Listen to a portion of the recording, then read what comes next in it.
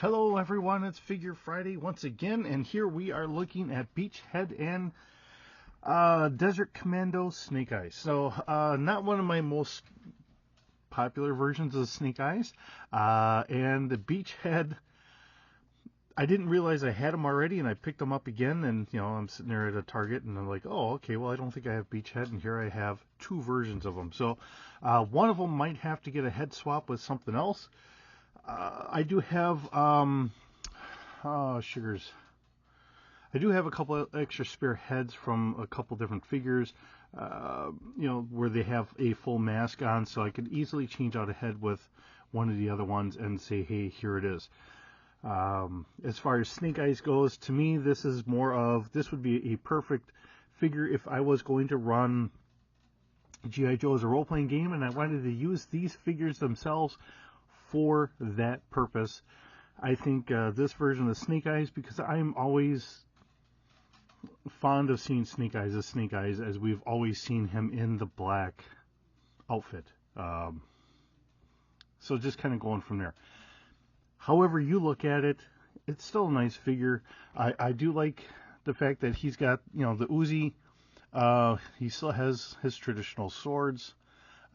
He's got a pistol with a silencer and all that. He's still meant for close quarters combat scenarios and all that. And of course, we have Beachhead, who is he's an Army Ranger, and he's got stuff set up for a little bit more close quarters as well as a little bit extra range here. But that looks more like a 9mm as well. You get in, you infiltrate, you do your mission, whatever that mission is, and then you get on out. So there we go. So let's get these opened up and take a look at what we have. As I'm looking around for one knife or another, let's get Snake Eyes opened up here. Now, like very many people have said in the past, they are not a big fan of having the figures in a regular cardboard box, and I will agree to a certain extent, because unfortunately we don't get to see what the figure actually looks like. I mean, we get to see a nice posed figure on the outside, but usually whenever they do that, we actually have someone modeling like one of their best looking figures and all that. So you're always wondering, is that the actual figure I'm looking at, or do I have a figure that's got a lot of blemishes on there because there were mistakes that were made, and I've got the one that I really don't want, and somebody else got a regular figure. So in that regard, I do understand why people are saying that. Whether you agree, disagree, that's all fine. Just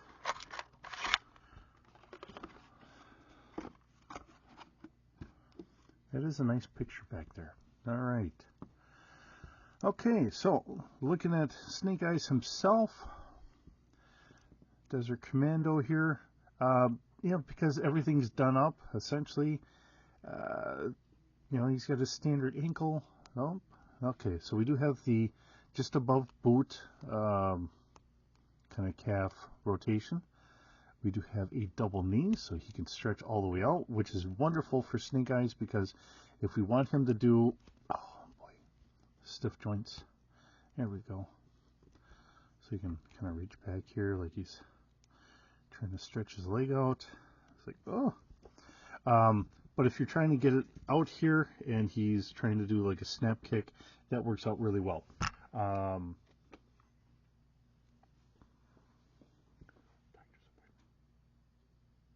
Reschedule. All right. Trying to talk to my wife here as I'm trying to do this. All right. So having the double knee joint here, especially with someone that's a martial artist, really works out very well. Trying to give them that extra bit of articulation for doing the kicks and all that stuff. That's really nice in that regard. Okay, so we do have our standard right there at the waist. We can rotate the hips, and he can do his crunches. He can work those abs.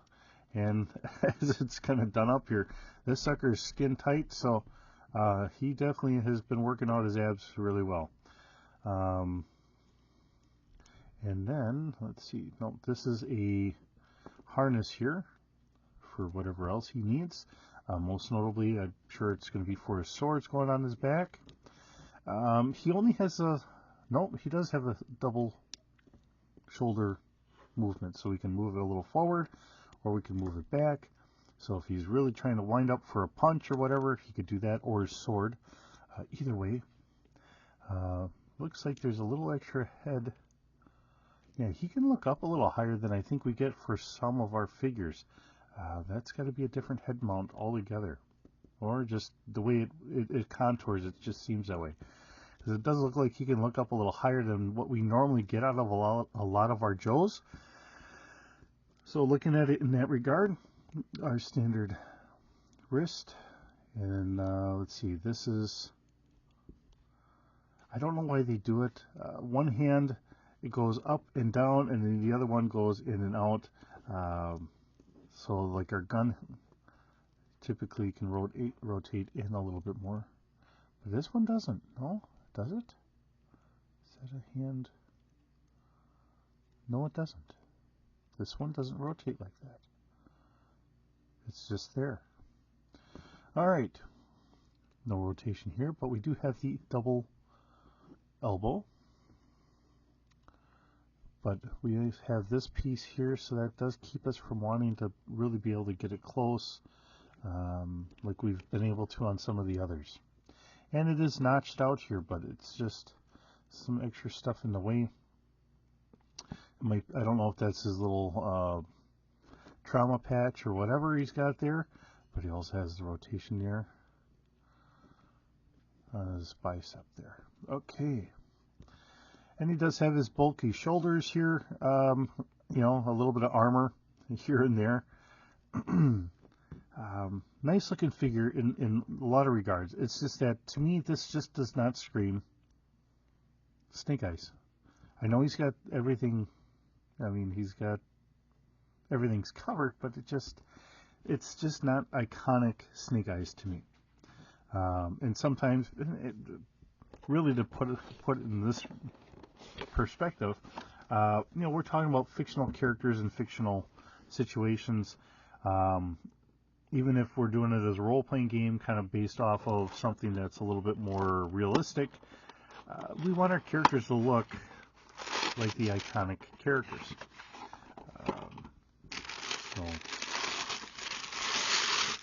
And then we get his weapon set. So let's see what the swords look like. He's got a nice backpack here, and it does have some mounting spots here. So we could either put the sword on by itself, because that's the same mounting peg here. So we could either have a sword or the backpack, or if we wanted, we can put the sword onto the backpack, so we could have it in there. Excuse me. All right. And then we have two different swords if you want. Now this one's got the markings here for the Rishikawa, I believe. That's what it looks like. So if you want that one in there. And it looks more like a snake look on the top for Snake Eyes. Or if you want something a little bit more traditional, you can put that on there. Both will work. Looks really good. Get it on his back here. Now you should be good for a day or two out in the great wilderness that of the desert. All right, and we do have a nice pistol here. I'm going to guess it's going to be more of a 9mm. And it does have, we just had it, here it is, a silencer to go on there. And that's got a spot in the front holster here. So if he wants to quiet it down a little bit, he can do that. And then we also have a spot for our knife. And again, the knife has that kind of, you know, it's not really contoured, and the sword, I guess, really isn't either. But it, you know, it doesn't have an actual drawing on there. Almost looks like it's supposed to have kind of like a snake look to it, but maybe it's just how I'm perceiving it. I like to think it's got a little bit of a snake for Snake Eyes. Otherwise, you might want to call it like the bone knife. And then, of course, he's got his Uzi. Magazine doesn't come out, which is perfectly fine. You know, for this type of stuff, I think the Uzi looks wonderful. I've grown up in the 80s. You know, the Uzi had become kind of a staple for a lot of action movies. So, you know, I guess in some regards you could say I'm kind of biased to it. I do like the small style of the weapon, but there again, this was made by Israel, and you got to think about it in the aspects of a lot of European and Middle Eastern weapons are really meant for close quarters. So they're smaller guns. This has a high rate of fire. Even if you don't have the high rate of fire, having these smaller guns so you can kind of, unlike a big rifle, trying to get from doorway to doorway to close alleyways and everything else, it works a little bit easier in those regards. Something that here in the United States we don't do as much of because we have more open area. To kind of limit this a little bit or correct that, what we've done is we've kind of knocked down the buttstock, or have the collapsible buttstock on some of our rifles, so it works a little bit better. So there's reasons for all of this, and I understand that. Although as time goes on, some of my knowledge of some of this stuff does kind of dwindle a little bit. We do have a bandolier for some grenades, so if you want to put that on them, you can put that on. And it does have a spot here, so that way you can put that in between Snake Eyes and the backpack, so that all fits in together. Nicely done. Great thinking on Hasbro's part for doing that. You know, whatever else I might think of the figure, not really thinking of it as Snake Eyes, but just as somebody else in that same vein. Maybe one of his trainees, whatever. Even if you want to say it is Snake Eyes, which is perfectly fine, it just, like I said, it just doesn't scream traditional Snake Eyes to me. But it is nice. It's not a bad figure. It is a nice looking figure. It's just, I'm used to Snake Eyes looking in a certain way, so that's what I'm used to. So with that, we have Snake Eyes all taken care of here. We'll get that off to the side, and then we will get one of the beach heads kind of done. Oh, shoot. All right. Good news is I do have a stand here, so I can put them on a stand. And again, I had bought these extra stands off of Amazon, so I could do that, so I could put them up here and they can stand a little bit better. So that works pretty well. All right, let's get Beachhead out.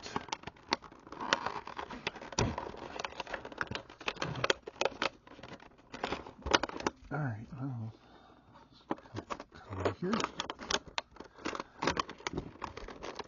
Now, depending on how you want to look at it, Beachhead is like 4th or 5th in command, depending on the time frame you're looking at. Whether we have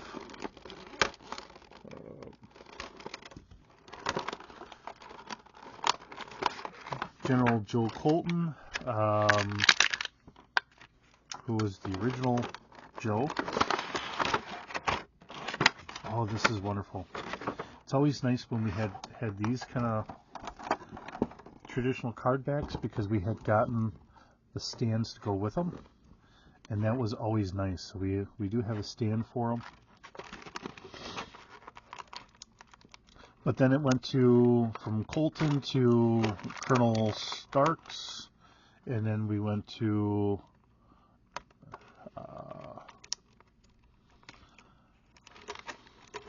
well, Colonel Starks was like a liaison officer between, let's see, we had,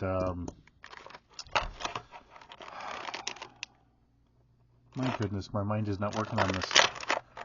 We have Duke,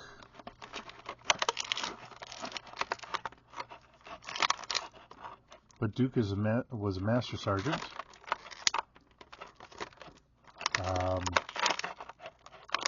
There's Flint. Flint's a warrant officer, and they kind of filled the same role. which to me had always kind of made some sense to say that you could always split them off into like Team Alpha, Team Bravo kind of deals. But we had Colton, General, was it General Flag? I'm trying to think if it was General or if it was Admiral Flag. I can't remember which one. I think it was General Flag, Admiral Keelhaul, all that. And we do have on the heels, so I can put them on here. Before I do that, let me just say that he does on his combat boots, this good old fashioned, and these are the regular leather ones. He is not wearing jungle boots. So let's just say that he's old school in a lot of regards, and he does have all of the movement there with the double knee. We can twist up here, I believe. No? Yeah, we do. Okay. And he is carrying, he's got a vest and a half here. All these look like they're going to be magazines for his rifle. So he's loaded the bear. Really, that's, you're talking about 5 there. This is 6. And I'm going to guess this comes out. Yes, it does. And if that's maybe a 30-round magazine, when I was in the Army many eons ago, we had 7 magazines, 1 in the rifle, 6 on us. So really, it's about on par with what you would have seen. I don't know what the Rangers and all them would have been carrying and all that, so I couldn't really tell you, because I was just a mechanized infantryman, just a standard grunt. That's all I was. Oh, come on. Oh. All right, well, we do have them here. Okay. And of course we can move right here at the hips. Nothing is binding up there. If he can do sit-ups or whatever, all this is in the way, so that's not something that we're really going to be able to do. He does look to have the double shoulder, which is kind of nice. Although I think this is in the way for him to really be able to cock his arm back to really give someone a thumping. And of course we have on our bicep. There we do have the double elbow there, so he should be able to sneak that up if he's got to throw something or get something off of his thing here. It's wanting to go, but it's really stiff. The more you play with it, the better it gets. Alright, like that. There. So you give him the fudgy bar, he should be able to eat the fudgy bar. Which we do have one of them floating around here. So his wrist can go this way, depending on how you're trying to do that. Gives him a little extra articulation. And on this one, it is, no, we don't have any extra, that just stays solid. We can twist it, but we can't articulate it at all. I don't know why we don't do that. All right, so let's get his gear on him. Now, looking at all the fun stuff that he's got on here, he does have some crossbow bolts. I do not know what this is. I really have no clue. That might be for communications or something else. I really have no idea. He's got full pouches here, but just trying to make heads and tails out of it, I don't know. This almost looks like a scope back here in a way. Like he's got an extra scope that he could throw on something. I don't know. Alright. And let's look at the rest of his gear. We do have a crossbow. So he's got a small hand crossbow, so he can put that somewhere if he wants to. He does have 1 and 2 knives. They're all both close to...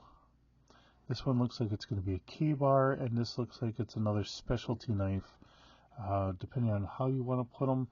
Looks on the picture like the K-bar is down on his ankle.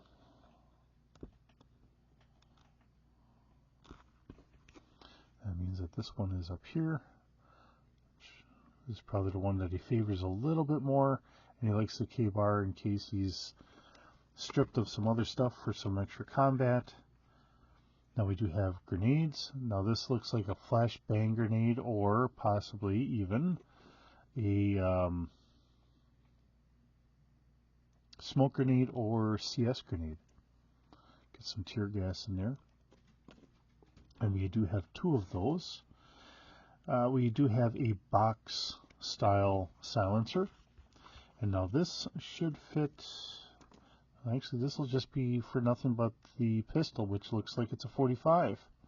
So he's got a 45 with an extended magazine, probably giving him a full 10 rounds instead of the standard 7. And then on our submachine gun, we do have a silencer that can come off on that. So the only thing that we don't have is our stock here folding up, which it looks like it should be able to. And again, kind of seeing much like Snake Eyes, this is how we kind of combated that whole thing of, we're dealing with a standard rifle, a shorter barrel, and then we'll get it with a collapsible buttstock. So that means that we can now carry it for a close quarters combat maneuver, shrinking that whole thing. A lot of European armies had gone to ball pups. I don't know if they're still at that or not. But again, that takes a full barrel, puts everything back, and that makes your smaller sized weapon in that regard. So everyone's got their own way of doing that same little trick.